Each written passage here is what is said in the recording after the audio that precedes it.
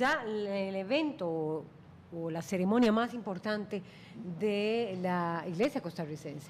Bienvenido, buenos días. Buenos días, un placer estar con Unión y más unión es lo que está pidiendo la Iglesia, unión para evitar el hundimiento fiscal, y el presidente hizo grandes referencias, importantes referencias al tema. Yo creí que iba a ser más fuerte el llamado a lo de la fecundación in vitro, al llamado a la vida, que lo hizo la Iglesia. Pareciera que fueron los dos grandes temas. Sí, yo le haría un previo antecedente antes de entrar en materia. En primer lugar, ayer la romería significó y se comprobó una vez más en Costa Rica que es una cita religiosa, pero que también es profundamente una cita política, en el buen sentido de la palabra. Digamos que es el encuentro del pueblo de Dios con su realidad política en Costa Rica. Y entonces ahí tenemos esos dos discursos principales, el del arzobispo Quiroz y el del presidente, ambos en la dinámica de felicitar, de fortalecer la fe católica en el país, pero también de poner el punto y el dedo sobre la llaga de los problemas principales. Y aquí un segundo elemento importante de análisis: se nota desde todo punto de vista la presencia del nuevo pensamiento del Papa Francisco en el discurso de Monseñor José Rafael Quiroz. Efectivamente, hablar no solo del tema de la espiritualidad o del tema de la importancia de la vida y la familia, sino meterse con el tema fiscal, con el tema del empleo y sobre todo con un tema que nos tiene realmente tensionados en Costa Rica, que es el aumento de las violencias en Costa Rica. Me pareció sumamente acertado. Ha habido otras ocasiones anteriores, del 2 de agosto, donde esos temas han sido soslayados, no se han planteado, y a mí me parece muy acertado que lo haya hecho el arzobispo. Y además lo hizo desde la perspectiva, digamos, humanista, cristiana, al hablar, por ejemplo, de resolver el tema fiscal, el tema de la inversión pública, desde una perspectiva de justicia redistributiva, de ética en lo que es el bien común, en, digamos, resguardar los intereses generales del pueblo. Y en este sentido tuvo, digamos, ideológicamente una posición de centro, no una posición conservadora de derecha, un poco tradicional en Costa Rica, la Iglesia Católica, sino que dijo, bueno, hago un llamado por el diálogo, hago un llamado por el encuentro y por solucionar este problema que es fundamental, con solidaridad. Fue una palabra que él repitió insistentemente y que el presidente Solís también, yo diría que la asumió. A lo mejor en el fondo psicológicamente estaba sintiendo que tenía un respaldo ideológico en lo que estaba hablando el arzobispo, puesto que el presidente ha dicho reiteradamente, y su vicepresidente, que el tema fiscal no es un tema ni achacable como responsabilidad única al empleado público, ni a una dinámica de invertir mal, sino que también hay problemas en la recolección de los impuestos, en el no pago de impuestos. Entonces aquí la equidad y la justicia se convirtieron en un elemento que les dio la mano a ambos autoridades, una eclesiástica y otra política. Miguel Picado se incorpora. Katia, bienvenido al presbítero Miguel Picado, pero yo esperaba como que hubiera ahí, le decía a Francisco Barahona, más sobre el tema de la fecundación in vitro, pero fue como en segundo plano, y fue el tema fiscal el que estuvo en el primer plano. No deja uno de pensar, ¿hay vasos a veces comunicantes entre iglesia y gobierno, o estoy diciendo una barbaridad? No, ninguna barbaridad. En Costa Rica ha sido, pero muy histórico, estos, como usted llama, vasos comunicantes. Algunos le decimos una especie de matrimonio, a veces concubinato, porque como que queda fuera de la ley, pero a veces completamente legalizado, por ejemplo. Porque este es un tema de gobierno, o sea, lo fiscal es un tema de gobierno. Sí. Y entonces me pareció muy valiente de parte del arzobispo entrar en el tema fiscal al lado de un presidente que no está en su mejor momento de popularidad. Entonces el arzobispo asume unos ciertos riesgos políticos y a mí me parece muy interesante y muy valioso. Quiero decir que esto de utilizar la homilía del 2 de agosto para hacer un repaso de los problemas nacionales había sido una práctica muy usual en la Iglesia antes del episcopado de Monseñor Hugo Barrantes. Uno recuerda que los presidentes iban ahí como un poco temerosos, ¿qué nos van a decir? Sí. Porque, no, pero se esperaba en esta. Bueno, pero fue una Hablar de sorpresa. fecundación in vitro, pero Sí, sorpresa, no fue porque así. es excelente que la iglesia deje un poquito de lado los problemas de ética biológica, bioética, que son delicados, que son enredados, que son Controversiales, difíciles sí. y controversiales. Y se enfoque en lo que es todavía mucho más importante, que son los problemas sociales del país. Entonces ahí yo veo un cambio muy positivo. Se deberá, como decía mi amigo Francisco, a una influencia del Papa Francisco, a su nuevo estilo. Ajá, ¿se deberá? Pues no lo sabemos. Yo quisiera que fuera cierto. Sí. Pero, es decir, perdón, interrumpí a Katia porque ya iba a hacer pregunta, pero ¿será que entonces el tema de fecundación in vitro ya la iglesia lo asumió? No creo que lo abandone. No lo puede abandonar. Son sus posiciones éticas respaldadas por una teología y una filosofía. Pero no va a entrar en controversia con el decreto que está a punto de salir en septiembre. Sí, entra en controversia. Pero entonces lo interesante es que se sabe como un juego de muñeca, ¿verdad? Sí, estamos en contra de determinadas posiciones bioéticas, lo cual no nos impide estar de acuerdo con el gobierno en la necesidad de una urgente reforma fiscal. Yo diría algo todavía, digamos, más de fondo. En realidad hubo un rechazo a la confrontación de parte de Monseñor Quirós con el Poder Ejecutivo. Y pasó a un segundo nivel los mensajes, que fueron los carteles que se distribuyeron y que tenían varios de los fieles a favor del tema de la familia. ¿Sería una posición de ganar-ganar, tanto de la Iglesia Católica como del Gobierno de la República? Yo diría que más que ganar-ganar es un signo de los tiempos.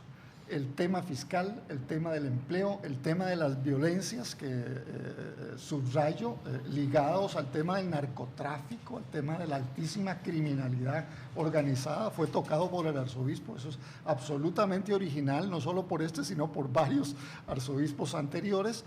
Y en ese sentido, yo estoy seguro que ahí estaba el espíritu muy cercano de muchos de los mensajes, especialmente los mensajes que dio ahora el Papa Francisco en su visita a América del Sur, a Bolivia, a Uruguay y Perú. Inclusive el Papa fue más allá de lo que Monseñor pudo haberse dejado inspirar. Así que en este sentido yo creo que hay aires de cambio, no solo desde el Vaticano, sino también en la Iglesia costarricense. Y eso me parece sumamente positivo porque estamos en un momento de crisis, no solo de crisis política, de la legitimidad del presidente o de los errores del gobierno o la inelasticidad también de algunos partidos políticos desde la oposición, sino que el Estado en sí mismo, desde el punto de vista tributario, necesita reformas fiscales urgentes.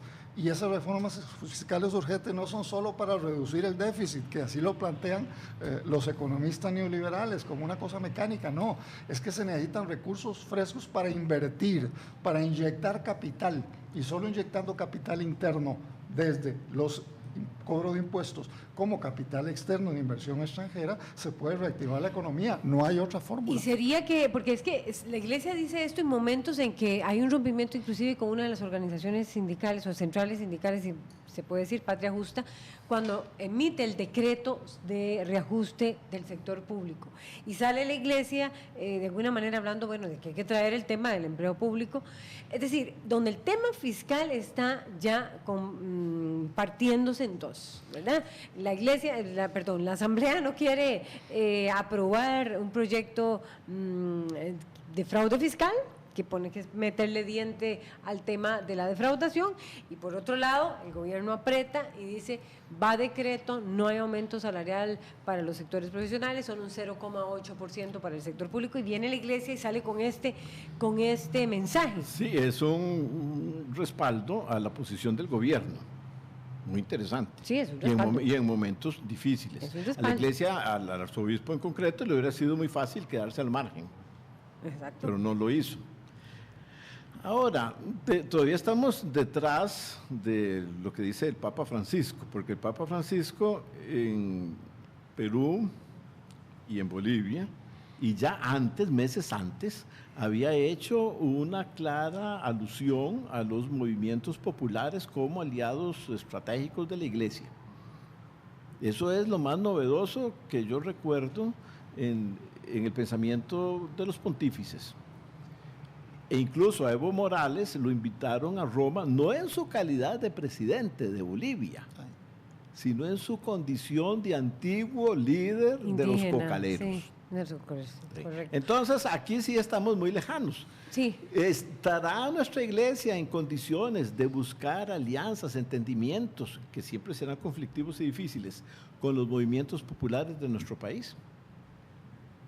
Bueno, y pregunto yo, ¿será que la iglesia va a jugar un rol aquí en este tema? Porque es que la frase es muy fuerte, o nos unimos o nos hundimos, dijo Monseñor. Sí, pero el arzobispo ya está buscando una unión de todos, que Sí. es lo que le corresponde como pastor. Él es igual pastor de los más grandes empresarios y de los que no tienen trabajo. Así es. A él le toca la dificilísima tarea de tener unido el rebaño y conducirlo. Que está muy dividido ese rebaño. Ah, además. pero bueno, pero él es el pastor. polarizadamente Sí. dividido. O sea, Sí, pero a él le toca, es su trabajo. Ver Correcto. cómo logra entendimientos. El mensaje del Papa en América del Sur fue un mensaje contundente contra el desarrollo rampante del gran capitalismo, que además no es nuevo del Papa sino viene desde atrás. Esa condena a ese neoliberalismo que no toma en cuenta ni la justicia ni la ética redistributiva, sino solo la ganancia, el lucro, en función de la ley famosa, entre comillas, de la existencia del mercado que define todo. Ahí hay una condena de la iglesia que no viene solo del Papa, pero el Papa ha insistido mucho más. Entonces, esos elementos, que son elementos ideológicos, están probablemente detrás de las expresiones del arzobispo que pero ¿estará eso detrás o será también, bueno, sí, probablemente detrás, y será que la iglesia quiere salirse, bueno, en las posiciones de bioética va a asumir su rol cuando se emite el decreto? Sí. Usted lo decía bien, sacerdote picado, pero ¿será que la iglesia va a jugar un rol más activo en este tema fiscal? ¿Encontró el momento y han habido esos vasos comunicantes entre gobierno e iglesia? Eso está por verse.